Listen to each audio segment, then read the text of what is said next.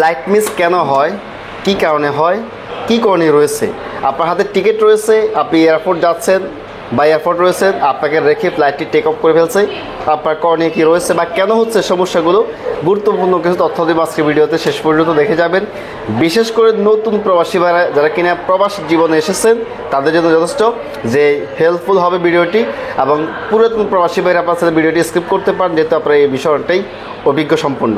যে সমস্ত ভিউয়ার্স, যে সমস্ত প্রবাসী ভাই আপনারা দেখে যাবেন ছুটিতে অথবা একেবারে দেখে যাবেন, আপনাকে টিকিট কাটতে হবে, তো সেক্ষেত্রে কিছু দিক নির্দেশনা আপনাদেরকে দিব, তথ্য পরামর্শ দেবো, যাতে করে আপনি উপকৃত হন।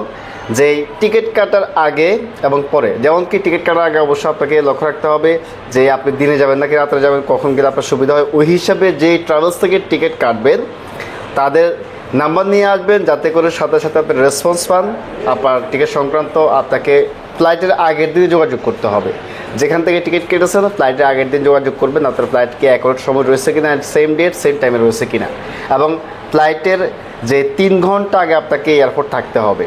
আর অবশ্যই যে সমস্ত প্রবাসী ভাইদের যে ফ্লাইটের AM PM এর সমস্যা, ক্লিয়ারলি আপনার তাদের সাথে যোগাযোগ করে কিন্তু জেনে নেবেন।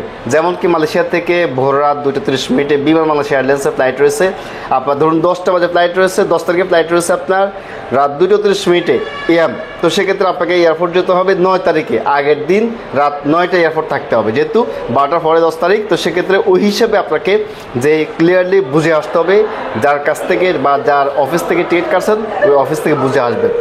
জি, এরপর আপনাকে 3 ঘন্টা আগে এয়ারপোর্ট যেতে হবে। এয়ারপোর্ট গিয়ে যে এয়ারে আপনার টিকিট কেটেছেন তাদের কাউন্টারে যেতে হবে লাইন ধরার জন্য, বোর্ডিং পাস নেওয়ার জন্য বা মালামাল বুকিং দেওয়ার জন্য। তো সেক্ষেত্রে আপনার যদি ফ্লাইট রয়েছে US বাংলা অথবা বিমান বাংলাদেশ এয়ারলাইন্স, আপনি যদি মালিন্দ গিয়ে দাঁড়ান হবে না।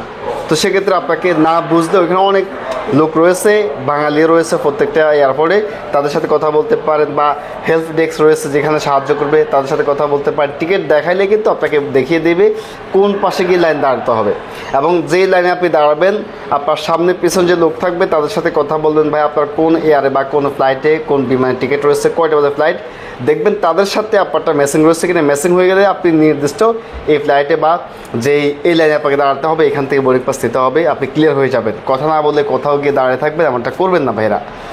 তার পাশাপাশি এরপর আপনার বোর্ডিং পাস নেওয়ার পরে যে লাইন থেকে আপনি বোর্ডিং পাস নিয়েছেন তাদের সাথে একই গ্রুপে ইমিগ্রেশন যাবেন, যে ফিঙ্গারপ্রিন্ট দেওয়ার জন্য বা ইমিগ্রেশন কমপ্লিট করবেন। ইমিগ্রেশন কমপ্লিট করে একই গ্রুপে দলবদ্ধভাবে আপনার যে বোর্ডিং, যেখান থেকে চেক করবে আপনাকে, বডি চেক করবে আপনার ফুল বডি, যেখানে কিনা আপনার বেল্ট খুলতে হবে, আপনার শু খুলতে হবে, ঘড়ি খুলতে হবে, ওইখানে ওই লাইনে দাঁড়াবেন। ওইখান থেকে শেষ করে আপনি ওয়েটিংয়ে থাকবেন ফ্লাইটের জন্য। মানে এই সমস্ত ক্রমাগত ধাপগুলো কিন্তু আপনাকে দলবদ্ধতার সাথে করতে হবে। আপনি যদি সিঙ্গেলে যান, যে কোথাও গিয়ে কেনাকাটা করেন, কোথাও গিয়ে স্মোকিং বা বসে থাকেন, আপনার গ্রুপ থেকে বেরিয়ে আসছেন, যদি আপনি না জানেন, খোঁজ করে বাইর করাটা খুবই ডিফিকাল্ট। আপনি কোন যেই গলি দিয়ে যাবেন বা কোথায় গিয়ে ফ্লাইটে ধরবেন, কোথায় গিয়ে খোঁজ করবেন, তাই তো ভুল করেও সিঙ্গেল হবেন না, আপনাকে দলবদ্ধভাবে যেতে হবে ফ্লাইটের জন্য এবং কি বিমানে বসা পর্যন্ত। এই সমস্ত একটু কেয়ার করলেই কিন্তু ফ্লাইট মিস না হয় এবং কি ফ্লাইট মিস হবে না, বা আপনার যে না হওয়ার সম্ভাবনাটাই বেশি। আর যারা কিনা আপনার জানেন, বোঝেন, চিনেন, আপনি চাইলে একে একেও আপনার সমস্ত কিছু করে কিন্তু যেতে পারো, কোনো সমস্যা, যেহেতু আপনার অভিজ্ঞতা রয়েছে বিষয়ে। যারা কিনা বিশেষ করে নতুন, আপনার এই সমস্যার কারণে কিন্তু অনেকে এয়ারপোর্টে ঘুরাঘুরি করতে হয়, কোথায় যাবে, কোন দরজা দিয়ে যাবে, বা কোথায় গিয়ে বাসে উঠবে, ট্রেনে উঠবে, এরপরে যে ওই আপনার যেখানে কিনা চেকিং হবে ওইখানে যেতে হবে, অনেকটাই কনফিউজে পড়ে যান। তো সেক্ষেত্রে আপনার ফ্লাইটটি মিস হয়ে যায়। তাই তো আমরা এই সমস্ত বিষয়ে একটু ক্লিয়ার হব, যাতে ওর কোথাও হরেনের মধ্যে না পড়তে হয়। ধন্যবাদ, এবং কি আরও তথ্যের জন্য যোগাযোগ করতে পারেন।